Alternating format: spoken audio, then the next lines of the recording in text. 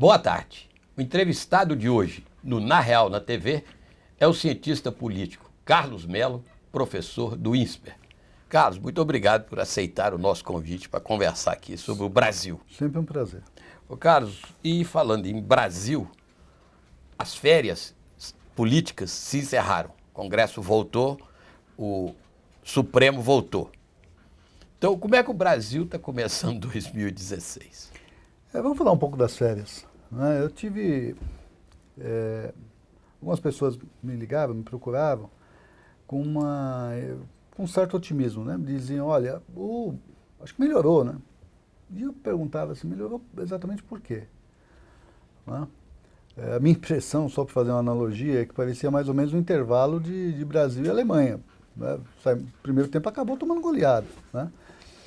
A impressão que melhorou foi porque nos últimos minutos do primeiro tempo, o Supremo se posicionou favorável, de uma certa forma favorável ao governo, o Eduardo Cunha foi alvejado, o Jacques Wagner de alguma forma aparecia ali como um articulador de melhor qualidade que o Aloysio Mercadante, e sobretudo eu diria porque o vice-presidente Michel Temer, que tinha ali um potencial, né, dado em relação ao impeachment, que poderia ser alternativa, se mostrou que, ao contrário do que ele mesmo pedia, alguém que unificasse o país, ele não era capaz de unificar o PMDB, e, portanto, deixava de ser alternativa, e isso, mais do que todo o resto, talvez enfraquecesse a ideia de impeachment.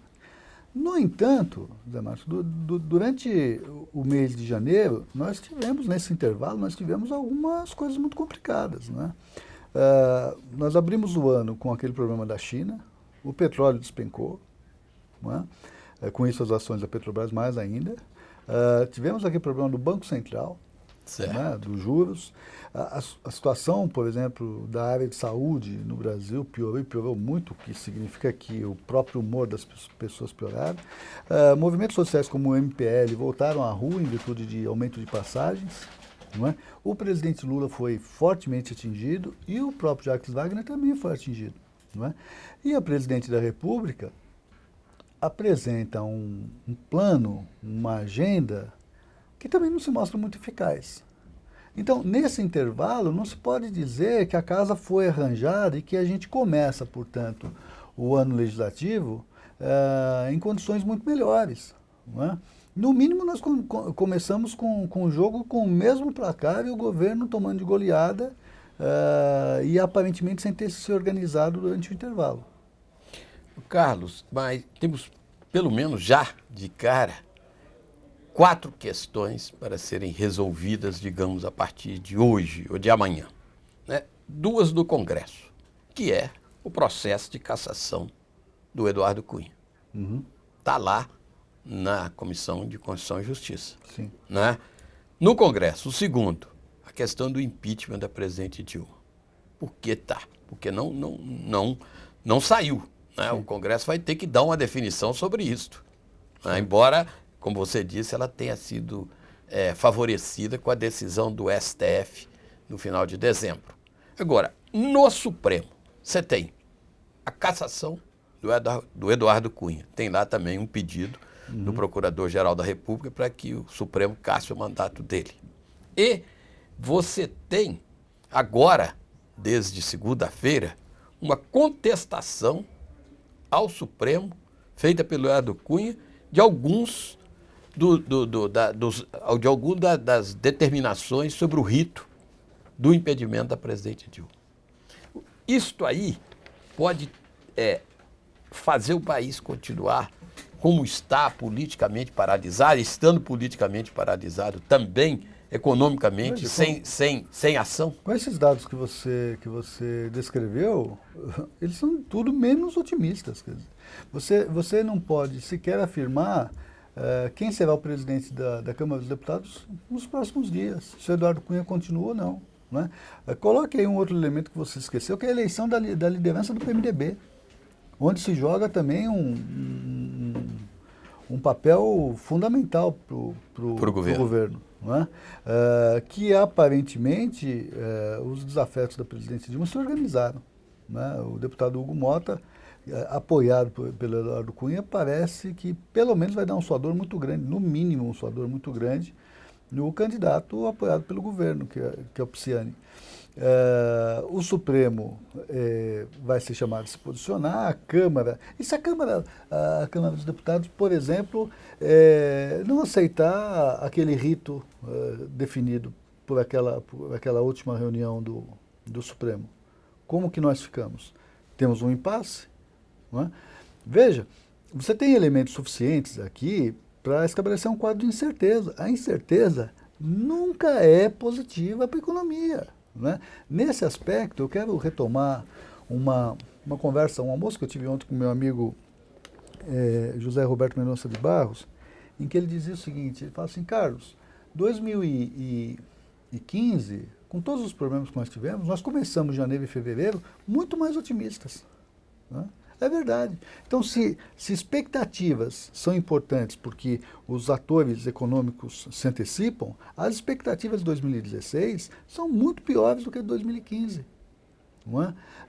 Então, dizer que de repente a gente consegue uma reversão desse processo, só se durante esse período o Executivo tivesse apresentado uma agenda realmente factível e realmente animadora da economia e do país.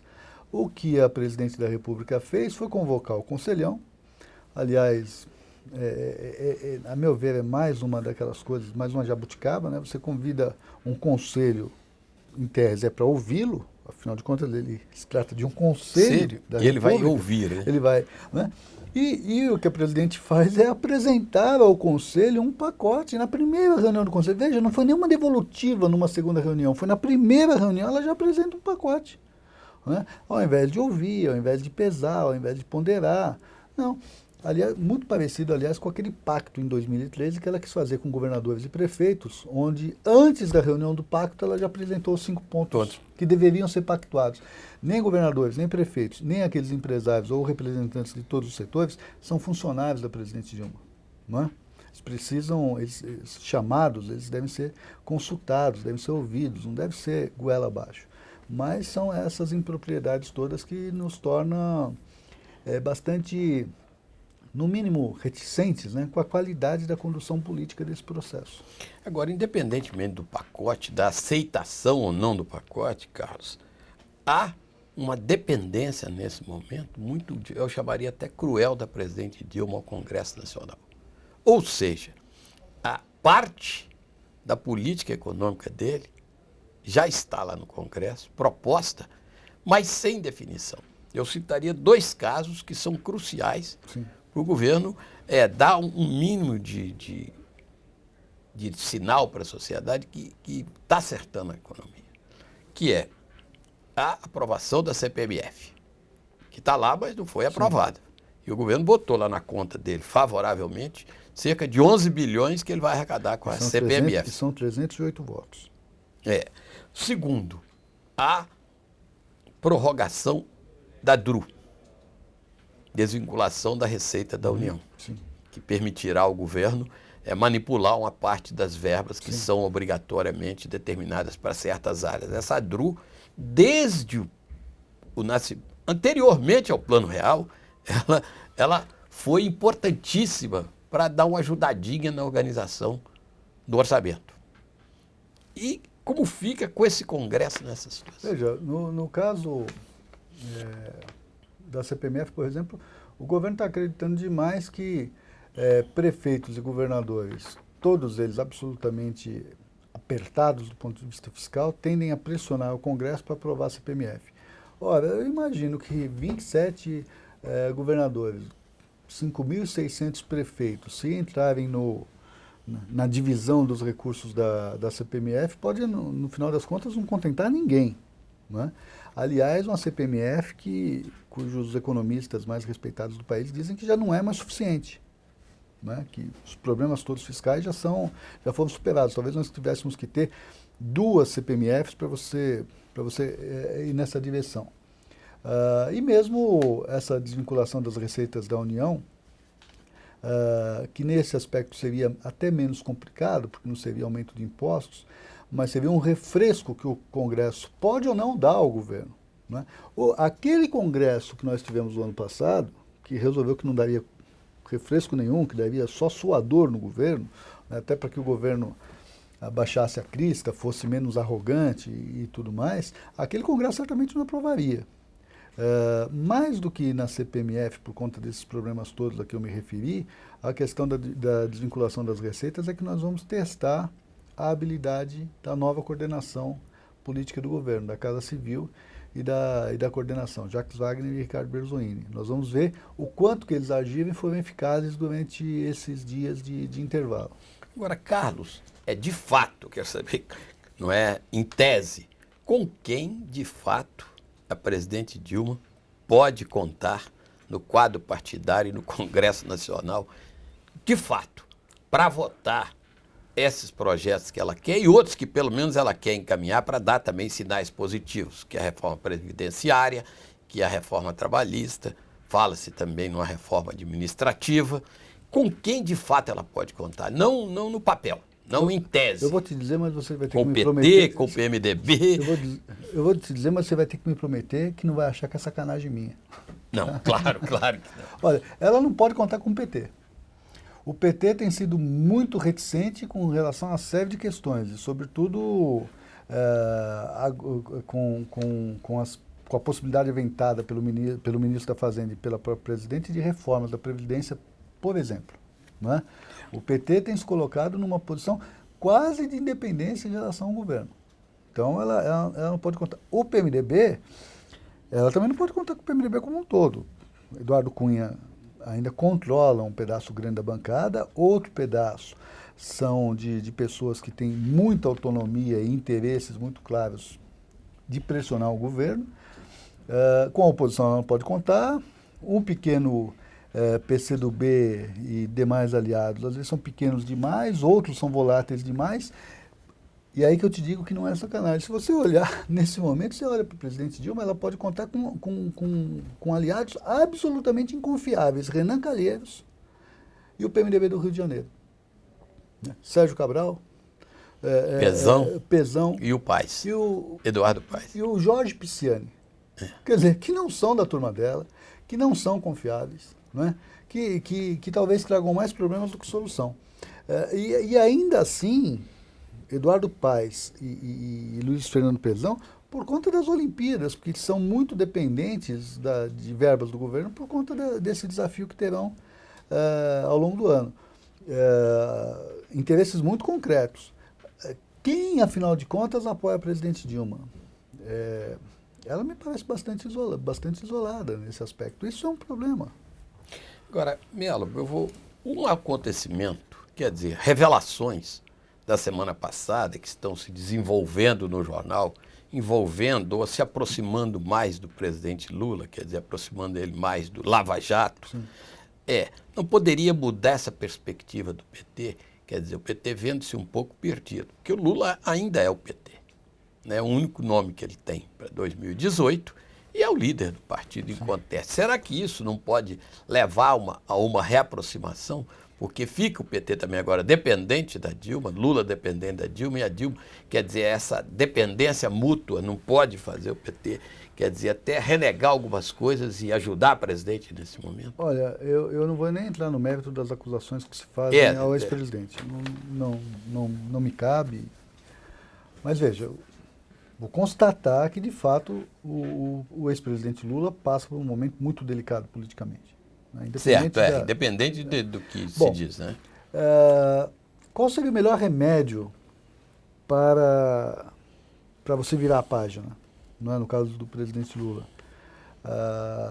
É uma reversão das expectativas econômicas. É o Brasil voltar a crescer. É você sinalizar que não só nós vamos estancar o desemprego, como a gente vai retomar o emprego, como que a gente vai retomar investimentos, enfim, aquela situação de 2010 ou próximo de 2010. Impossível. Não é?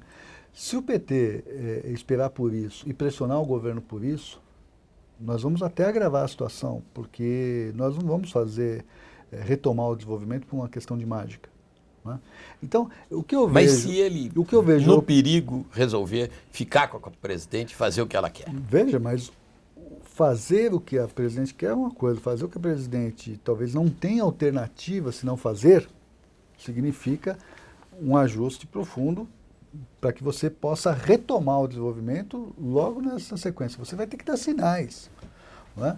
Nós estamos falando aqui de expectativas, investimentos, né? A possibilidade do Brasil voltar a crescer. Com dinheiro público, isso não ocorrerá. Então, por outro lado, nós não temos uma crise de liquidez. Você tem investidores com dinheiro para investir. O que os investidores não têm é um ambiente de credibilidade onde eles tenham confiança para investir. Então, para você reverter as expectativas desses investidores, você vai ter que sinalizar. Essas sinalizações não são populares no primeiro momento. Elas podem ter até um efeito de longo prazo que seja benéfico, mas no primeiro momento elas não são populares. E o PT, além de não compreender isso, tem pressa. Não é? Tem uma eleição aí. Né? Tem uma eleição pela frente. Né? Quando a gente fala de eleição, nós não estamos falando simplesmente de uma disputa. Nós estamos falando de máquinas, de manter ou não manter a máquina que você tem na mão. Nós estamos falando de manter ou não manter pessoas empregadas na atividade política e isso é vital. Nenhum juízo de valor com relação a isso. É tão vital que para muita gente, para um contingente muito grande de pessoas, significa o leite das crianças. Não é? Então, perder a eleição para o PT não é uma coisa simples. Não é? A pressão para que você tenha resultados rápidos, me parece que ela é natural até. Não é? Então, imaginando que haja uma aliança do PT com a presidente da República para salvar o presidente Lula, a não ser que a presidente da República faça uma aliança com o PT nessa direção, no sentido de o PT aceitar as medidas do PT, dela. Não. Dela assimilar as medidas do PT, o que será, ao final e ao cabo de 2016, começo de 2017, um quadro ainda pior. Agora, mas nesta linha ainda, o ex-ministro, ex-governador e ex-deputado Ciro Gomes, sim, que é um franco atirador em vários sentidos, não é isso? Né? Às vezes solta a sua metralhadora giratória, chegou a sugerir à presidente, nesta linha, que ela saísse do PT e ficasse liberada, então, para negociar um grande acordo. Os jornais demonstraram que ela, inclusive, cogitou isso. Cogitou isso, embora hoje o Edinho, o ministro Edinho, negue. Né? Mas negar não quer dizer muita coisa. A obrigação dele é negar. E nesta linha, não tão profundamente, foi o que disse também o ex-ministro Delfim Neto, quando deu aquela entrevista em que jogou muita confusão no ar aí, porque foi uma entrevista bem direcionada.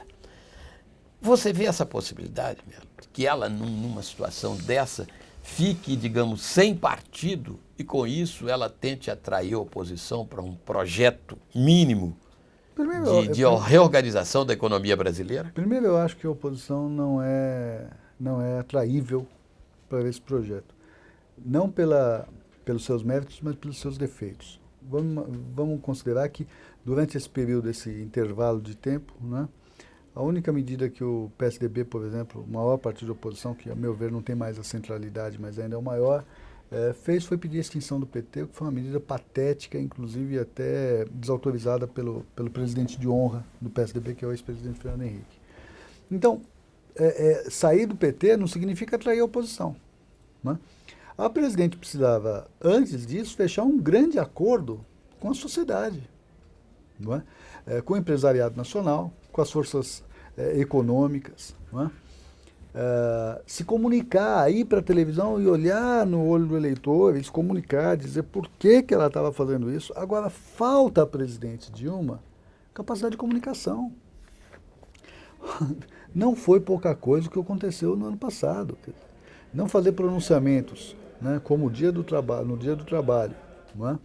No dia da independência e no Natal, na televisão, um pronunciamento gravado, por medo de consequências de panelaços e tudo mais. Isso demonstra uma fragilidade muito grande. O que o ex-ministro Delfim pedia era que a presidente assumisse um papel de presidente. De presidente. Pediu, inclusive, que ela fosse ao Congresso levar mensagem. Que ela vai, né? Que ela vai daqui a pouco. Para que ela se colocasse à frente de um processo. Agora, se colocar à frente de um processo, ótimo, ok. Segundo ponto, capacidade de comunicação. Terceiro ponto, qual é a agenda? qual é a agenda. Nesse sentido, não é só o presidente Dilma que peca, não. Eu diria para você que todas as forças políticas no Brasil pecam nesse sentido. Ninguém teve agenda para mostrar. Não, mas aí eu te pergunto, você diz todas as forças políticas, mas e as forças da sociedade? Tem essa agenda? Não tem, mas acontece que as forças da sociedade, no parlamento e na política, deveriam ser representadas pelos partidos políticos. Não é? O PMDB fez um esboço nessa direção, não é? Mas também sem capacidade de comunicação, não é? Sem conseguir dizer, afinal de contas, o que pretende e como que faria, e um processo de convencimento, inclusive, da sociedade para que aceitasse alguns remédios amargos. Não é? Se imaginava, mais uma vez, que o presidente do partido, o vice-presidente Temer, assumisse esse papel. Tão pouco assumiu. Mas ele se apresentou em algum momento Sim. como, digamos, o candidato a ser essa força aglutinadora. E o que ocorreu que ele teve que recuar? tenha simplesmente desautorizado ele nesse sentido. Não é? Até que ele que eles tenham conseguido tirar o Pisciani da liderança do PMDB e o Pisciani tenha voltado à liderança do PMDB. Não é? Até que o PMDB do Senado tenha dado sinais muito claros de que o vice-presidente Temer não era uma liderança para aqueles senadores. Então, é difícil. Eu vou repetir o tema que eu sempre trago aqui, a nossa enorme crise de liderança, que está em todos os partidos. Se nosso problema fosse só o presidente Dilma, talvez fosse até muito mais fácil. Agora, tem uma outra possibilidade, não falo possibilidade, mas tem uma outra espada na cabeça, digamos, da presidente e também... Você já percebeu quantas você levantou? É a questão do TSE, do Tribunal Superior Eleitoral, que tem lá um julgamento, né, de anulação da eleição da presidente e aí do vice Michel Temer. Há alguma possibilidade que isso venha a acontecer? Porque é curioso, claro, politicamente ela não tem uma boa visão, que é a ex-ministra e candidata a presidente da República, Marina Silva. Mas ela tem dito que este é o caminho. E não tem dito à toa, porque, veja, o que fragilizou a tese do impeachment? Tem várias questões que fragilizam a tese do impeachment, inclusive quem levantou a bandeira, o Eduardo Cunha, não é um bom... e de uma forma de vingança, exemplo, né? A forma como fez, etc. A presidente foi, ao final e ao cabo, eleita, tal. A tese do impeachment é uma tese muito, muito polêmica, sobretudo porque ela exige provas da honestidade pessoal da presidente. E ao que consta, não há nenhuma prova ao contrário. Você pode arguir a crime de responsabilidade e tudo mais. Isso é difícil comunicar, mesmo que os juristas viessem a aceitar essa tese, que o mundo político viesse a aceitar essa tese, é muito difícil você comunicar ao povo que foi às urnas de 2014. Né? Então, é uma tese difícil, mas, sobretudo, é difícil porque, quando você olha para a vice-presidência da República, você não vê mais uma alternativa, você vê a fragilidade na relação do vice-presidente Temer com o PMDB. Bom, muito bem. Então, a Marina, percebendo disso, ela começa a intuir, né, que o caminho talvez venha a ser o da impugnação. Por que o da impugnação? Porque talvez fosse mais simples de provar e de comunicar que dinheiro de operações como a Lava Jato, como o Petrolão, como esses escândalos, tenham regado a campanha da presidente Dilma. Não é? O pessoal do PT normalmente se defende de uma forma que eu acho que é a pior forma de se defender, que não é negando, é dizendo que os outros também fizeram. Fazem. Na verdade, isso, a meu ver... Não justifica, né? Não absolve não justifica ninguém. Como o sujeito se transforma num réu confesso. Não é? Então, a ex-ministra Marina, talvez ela tenha essa percepção que o dinheiro ilegal tenha regado a campanha e fosse mais fácil de você provar e comunicar e, portanto, você teve uma nova eleição. Uma nova eleição, vamos olhar para isso, quem assume o governo nesse período de 90 dias? Pode ser até o Eduardo Cunha. Primeiro oficialmente é ele. É ele, mas né? Eu digo, pode ser. Nós não sabemos nem se é ele. Se é ele. E aí não se sabe quem vai ser o substituto dele, né? Quais são os candidatos? imaginar que nós voltamos à situação de 2014 é uma bobagem. Nós não voltamos a 2014, o Aécio com 50% de... Não é? Aécio candidato, Marina candidata, o Lula talvez seja mais obrigado a ser candidato nesse momento do que em 2018. Não é? Síria candidato... será que é o Aécio candidato mesmo? Será que o PSDB tem essa clareza? Como é que fica? Já combinou com os russos do PSDB? Com o Serra, com o Alckmin. Serra, Alckmin e tudo mais. Então, são 90 dias. É toque de caixa. Na verdade, o que nos falta aqui é que, eu vou usar o termo no plural, lideranças políticas capazes de sentar em torno de uma mesa e discutir qual é a saída. Você não tem saída sem esse papel prévio, que são as pessoas mais responsáveis da República sentarem, de todos os partidos, e falar assim, então, como que a gente sai disso? Nós podemos sair dessa confusão, sim, com a presidente Dilma no governo, não é? Qual é a agenda, qual é a saída? Pode não ser com ela, pode ser com o vice-presidente Temer, pode ser com uma nova eleição, não importa como, mas em qualquer cenário que você traçar, o que é inevitável, inelutável, você tem que, quem se propuser, quem se colocar, terá que apresentar um plano muito consistente de voo, para que a gente possa sair desse atoleiro. Né? E o que nós tivemos nesse período todo foi um zero à esquerda com relação a isso. Né? A bem da verdade, quem do seu jeito, né, com a loquacidade que é o seu bem e o seu mal, e se colocou de alguma forma foi o ex-ministro Ciro Gomes. Não é? Mas, como você mesmo disse... Ele é meio espoleta, como se diz. Essa loquacidade dele é a sua principal força, a sua principal fraqueza. Melo, para encerrar, o seguinte, algumas pessoas achando, independentemente do que está acontecendo, que os movimentos de rua podem voltar, além desse que tivemos ultimamente, praticamente só o movimento Passe Livre em São Paulo, né? Há muita inquietação no MST, que já estaria, inclusive, preparando algumas invasões, né? Inclusive Brasília, cercando algumas coisas em Brasília, e, principalmente, grande agitação no sem-teto, que são fortes em São Paulo. Você acha que isso pode acontecer e que pode crescer a tensão social, ou estamos longe disso? Basta você olhar para os discursos das lideranças desses movimentos a que você se referiu. Né? Inclusive, eles partem de uma premissa de que estaria se preparando um golpe. E a cabeça dessa gente é meio complicada, né? Quer dizer, damos o golpe antes que os outros deem o golpe, né? Quer dizer, que é uma bobagem. Quer dizer, nós temos que resolver isso por meio do diálogo e da democracia. O grande problema é escolher os interlocutores que sejam capazes de primeiro fechar um pacto e depois comunicar esse pacto. Não é? Só o pacto não nos basta. É necessário, depois de estabelecer algum acordo, que você tenha agentes que tenham capacidade de comunicar. Essa é a nossa principal desgraça nesse momento. Vai aparecer. O que nós não sabemos é quando, nem como. Né? E nem quem, principalmente. Nem quem vai fazer isso. Tá certo. Melo, muito obrigado. E o Na Real na TV volta na terça-feira, depois do Carnaval. Obrigado.